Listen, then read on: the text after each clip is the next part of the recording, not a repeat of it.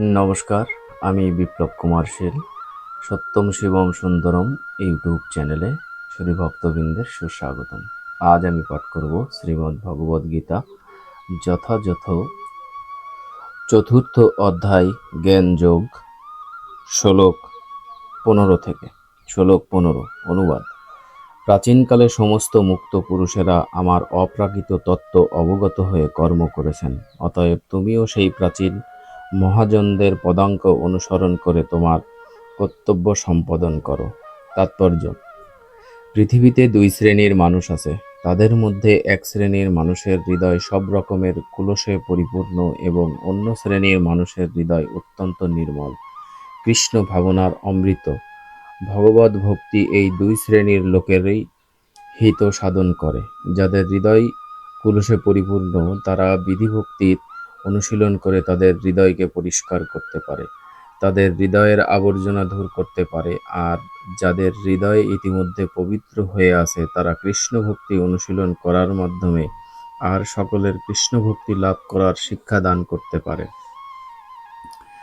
যারা মূর্খ অথবা যাদের মনে কৃষ্ণ ভক্তির পূর্ণ প্রকাশ হয়নি, তারা অনেক সময় মনে করে সব রকমের কাজকর্ম পরিত্যাগ করে নির্জনে ভগবদ ভজন করাটাই হচ্ছে পরমার্থ সাধন করার পন্থা। কিন্তু এই ধারণাটি ভ্রান্ত।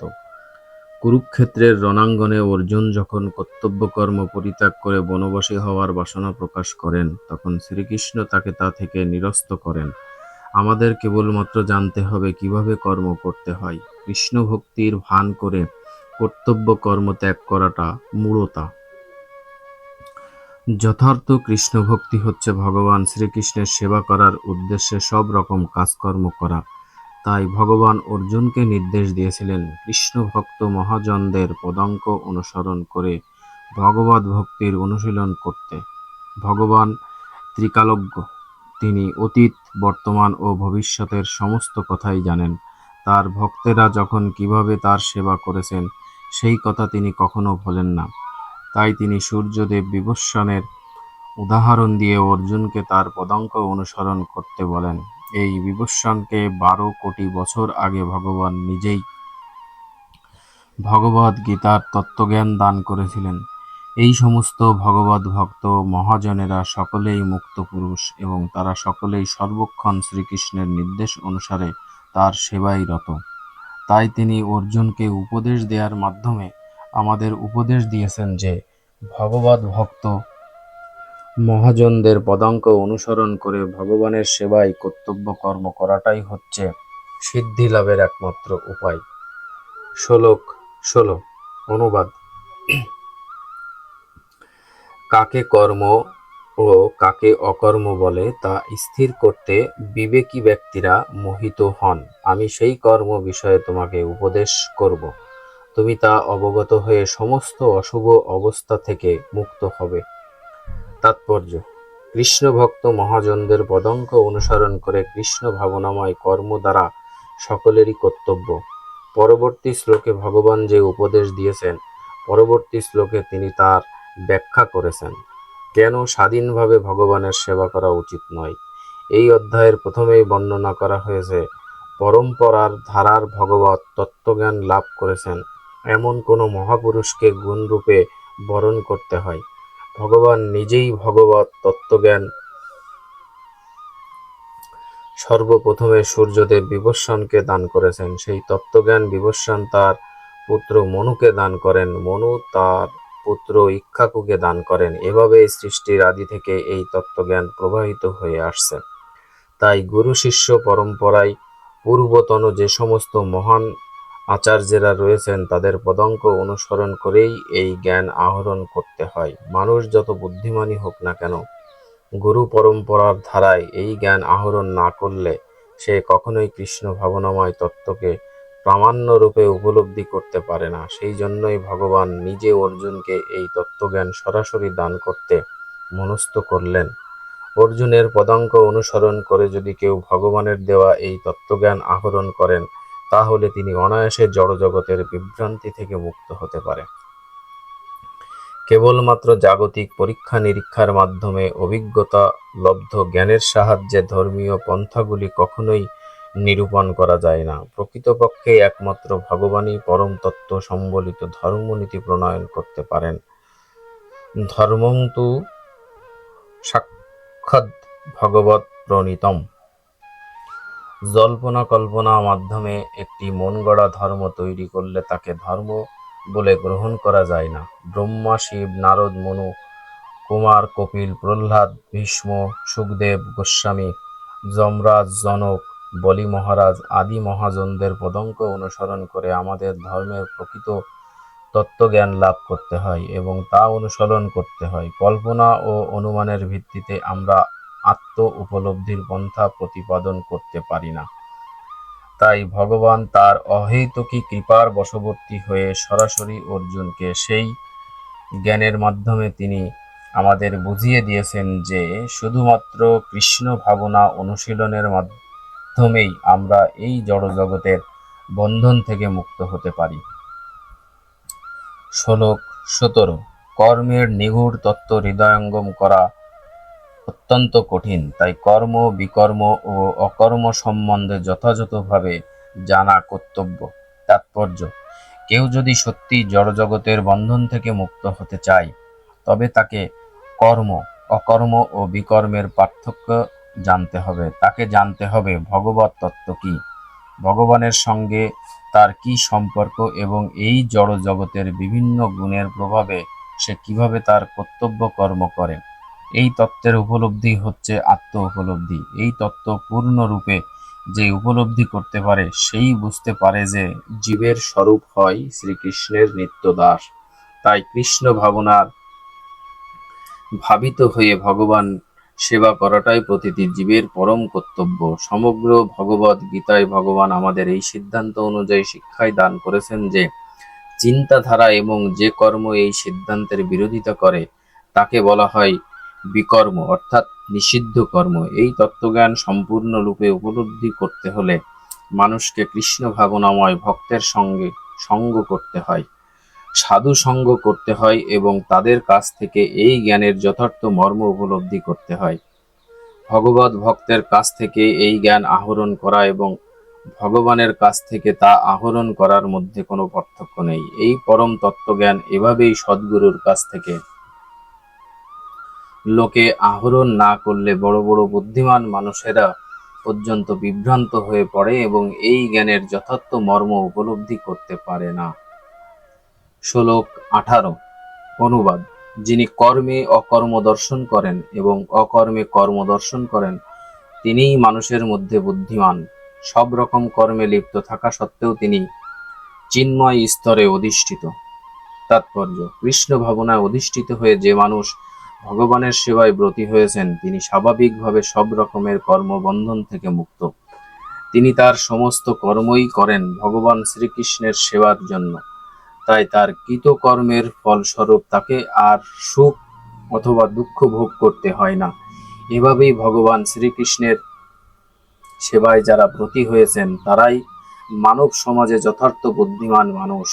অকর্ম কথাটা অর্থ হচ্ছে কর্মফল রহিত কর্ম। নির্বিশেষবাদীরা কর্মফলের ভয়ে ভীত হয়ে সব রকম কর্ম পরিত্যাগ করে। তারা মনে করেন কর্ম করলেই তার ফল ভোগ করতে হবে এবং এই সমস্ত কর্মফল তাদের মুক্তির পথে প্রতিবন্ধক স্বরূপ হয়ে দাঁড়াবে।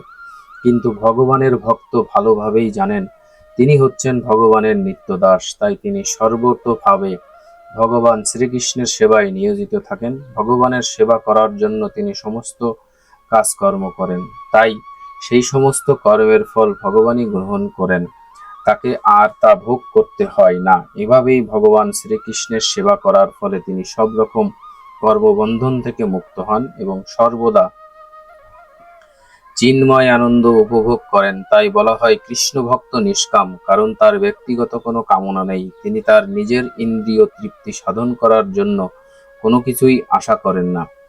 ভগবান শ্রীকৃষ্ণের নিত্য দাসত্ব করার পরম আনন্দ লাভের ফলে তিনি জড় ইন্দ্রিয় সুখভোগের সমস্ত বাসনার নিরর্থকতা উপলব্ধি করতে পারেন এবং তার ফলে তিনি সম্পূর্ণভাবে কর্মফলের বন্ধন থেকে মুক্ত হন। শ্লোক 19। অনুবাদ: যার সমস্ত কর্ম প্রচেষ্টা কাম ও সংকল্প রহিত, তিনি পূর্ণ জ্ঞানে অধিষ্ঠিত। জ্ঞানীগণ বলেন যে, তার সমস্ত কর্মের প্রতিক্রিয়া পরিশুদ্ধ জ্ঞানাগ্নি দ্বারা দগ্ধ হয়েছে। তাৎপর্য: যে মানুষ প্রকৃতই জ্ঞানবান, তিনি কেবল কৃষ্ণ ভাবনায় ভাবিত বৈষ্ণবের কার্যকলাপ বুঝতে পারেন, কারণ কৃষ্ণভক্ত বৈষ্ণব সব রকম ইন্দ্রিয় তৃপ্তি বিষয়ক বাসনা থেকে মুক্ত। তার স্বরূপ যে ভগবানের নিত্যদাস, এই সত্যকে উপলব্ধি করতে পারার ফলে তার অন্তর কুলসমুক্ত হয়েছে। শুদ্ধ কৃষ্ণ ভক্তির আগুনে তার অন্তরে সমস্ত কুলস দগ্ধ হয়ে যায়। এভাবেই অন্তর যখন কুলসমুক্ত হয়, তখন জড় ইন্দ্রিয় সুখ ভোগ করার সমস্ত কামনা অন্তর্হিত হয়। তাই তিনি তখন নিষ্কাম। প্রকৃত জ্ঞানী তিনি, যিনি এই পরম তত্ত্বজ্ঞান লাভ করতে পেরেছেন। ভগবানের নিত্য দাসত্বের এই পরম তত্ত্বজ্ঞানকে আগুনের সঙ্গে তুলনা করা হয়। এই আগুন একবার জ্বলে উঠলে তা সব রকম কর্মফলকে জ্বালিয়ে পুড়িয়ে নিঃশেষ করে দিতে পারে। শ্লোক 20। অনুবাদ: যিনি কর্মফলের আসক্তি সম্পূর্ণরূপে ত্যাগ করে সর্বদা তৃপ্ত এবং কোনো রকম আশ্রয়ের অপেক্ষা করেন না, তিনি সব রকম কর্মে যুক্ত থাকা সত্ত্বেও কর্মফলের আশায় কোনো কিছুই করেন না। তাৎপর্য: কৃষ্ণ ভাবনায় ভাবিত হয়ে শ্রীকৃষ্ণের সন্তোষ বিধানের জন্য সব রকম কর্ম করার মাধ্যমেই কেবল কর্মবন্ধন থেকে মুক্তি লাভ করা যায়। কৃষ্ণ ভাবনায় অমৃত লাভ করেছে যে ভক্ত, তিনি বিশুদ্ধ ভগবৎ প্রেমের দ্বারা উদ্বুদ্ধ হয়ে কর্ম করেন। তাই তিনি কোনো রকম কর্মফলের আশা করেন না।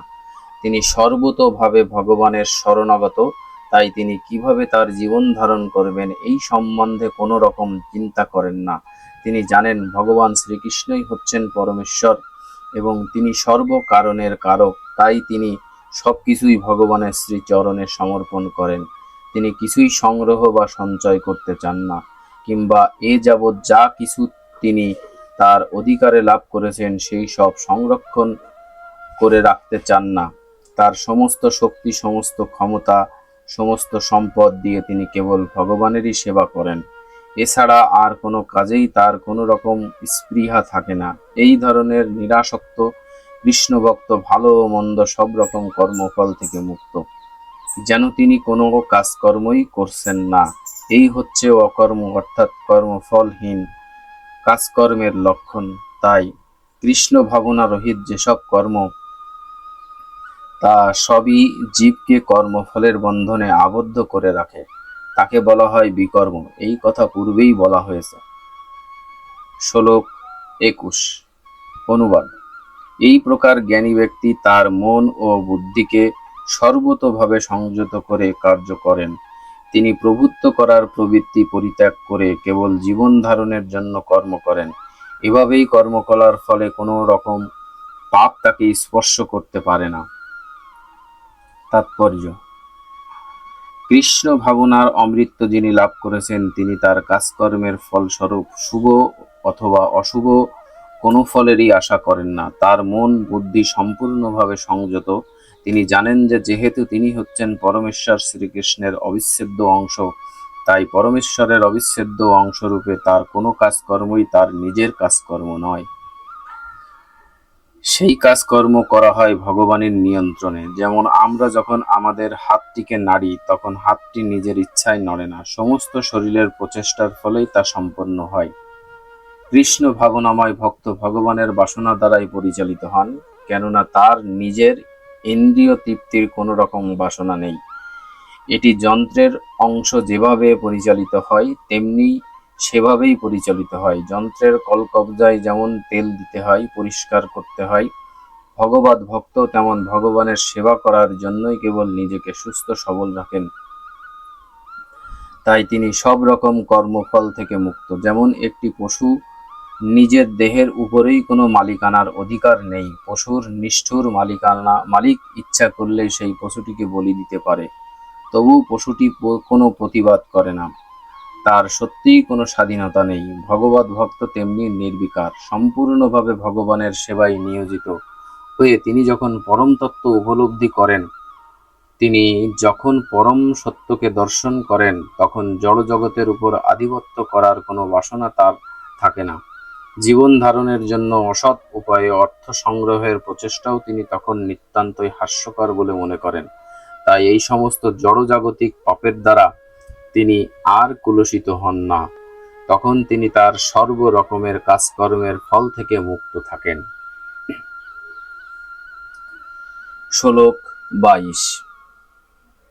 অনুবাদ: যিনি অনায়াসে যা লাভ করেন তাতেই সন্তুষ্ট থাকেন, যিনি সুখ দুঃখ রাগ দেশ আদি দ্বন্দ্বের বশীভূত হন না এবং মৎসর্য শূন্য, যিনি কার্যের সাফল্য ও অসাফল্য অবিচলিত থাকেন, তিনি কর্ম সম্পাদন করলেও কর্মফলের দ্বারা কখনো আসক্ত হন না। তাৎপর্য: কৃষ্ণ ভাবনার অমৃত লাভ করেছে যে মানুষ, তিনি তার শরীর সংরক্ষণের জন্য অতিরিক্ত প্রচেষ্টা করেন না। অনায়াসে তিনি যা পান তাতেই সন্তুষ্ট থাকেন। অযাচিতভাবে তার কাছে যা আসে তিনি কেবল তাই গ্রহণ করেন। তিনি ভিক্ষা করেন না, আবার ঋণও করেন না। তার সাধ্যানুসারে পরিশ্রম করে চলেন এবং তার ফলে তিনি যা পান তা ভগবানের দান বলে গ্রহণ করে সন্তুষ্ট থাকেন। তাই তার জীবন ধারণের ব্যাপারে তিনি সম্পূর্ণভাবে উদাসীন। শ্রীকৃষ্ণের দাসত্বে বিঘ্ন হবে বলে তিনি অন্য আর কারো দাসত্ব করেন না, কিন্তু শ্রীকৃষ্ণের দাসত্ব করার জন্য তিনি যে কোনো রকম কাজ করতে প্রস্তুত থাকেন। জড়জগতের দ্বন্দ্বভাব, শীত উষ্ণ, সুখ দুঃখ তাকে কোনো অবস্থাতেই প্রভাবিত করতে পারে না। কৃষ্ণ ভাবনামৃতের আস্বাদ লাভ করার ফলে তিনি জড় ইন্দ্রিয় অনুভূতির অতীত। তাই ইন্দ্রিয়ের অনুভূতি প্রকাশ স্বরূপ এই দ্বন্দ্বভাব থেকে তিনি সম্পূর্ণভাবে মুক্ত থেকে সর্ব অবস্থাতেই শ্রীকৃষ্ণের সন্তোষ বিধান করতে চেষ্টা করেছেন। তাই সাফল্য ও ব্যর্থতা এই দুইয়ের প্রভাব থেকেই তিনি মুক্ত থাকেন। পূর্ণরূপে যিনি ভগবৎ তত্ত্বজ্ঞান লাভ করেছেন তার মধ্যে এই সমস্ত লক্ষণগুলি প্রকট হয়। শ্লোক 23। অনুবাদ: জড়া প্রকৃতির গুণের প্রভাব থেকে মুক্ত হয়ে চিন্ময় জ্ঞাননিষ্ঠ ব্যক্তি যজ্ঞের উদ্দেশ্যে যে কর্ম সম্পাদন করে সেই সকল কর্ম সম্পূর্ণরূপে লয়প্রাপ্ত হয়। কৃষ্ণ ভক্তি লাভ করে মানুষ যখন দ্বন্দ্বভাব থেকে মুক্ত হন, তখন তিনি প্রকৃতির ত্রিগুণের কুলস থেকে মুক্তি লাভ করেন। তিনি তখন যথার্থ মুক্ত, কারণ তখন তিনি শ্রীকৃষ্ণের সঙ্গে তার নিত্য সম্পর্ক উপলব্ধি করতে পারেন এবং তখন আর তার মন কৃষ্ণ ভাবনা থেকে বিচলিত হয় না। তখন তিনি যাই করেন তা কেবল আদি বিষ্ণু শ্রীকৃষ্ণের জন্যই করেন। তাই তার সমস্ত কাজকর্ম যজ্ঞময় হয়ে ওঠে, কারণ যজ্ঞের উদ্দেশ্য হচ্ছে যজ্ঞেশ্বর শ্রীকৃষ্ণকে তুষ্ট করা। তার সমস্ত কাজকর্মই অপ্রাকৃত তত্ত্বে পর্যবসিত হয়, তাই তাকে আর কর্মফলজনিত ক্লেশ ভোগ করতে হয় না।